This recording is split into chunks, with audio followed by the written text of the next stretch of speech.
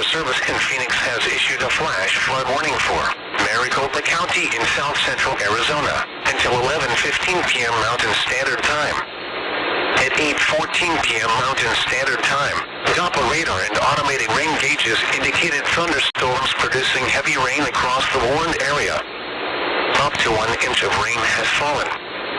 Additional rainfall amounts up to 0.5 inches are possible in the warned area. Flash flooding is ongoing or expected to begin shortly. Hazard, life-threatening flash flooding. Thunderstorms producing flash flooding. Source, radar and automated gauges. Impact, life-threatening flash flooding of creeks and streams, urban areas, highways, streets, and underpasses. Some locations that will experience flash flooding include Wickenburg.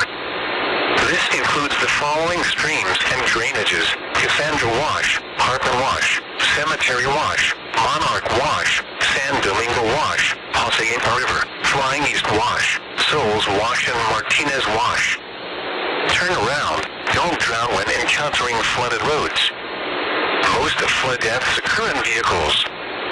Repeating, a flash flood warning has been issued until 11:15 p.m. Mountain Standard Time for the following county: Maricopa, Arizona.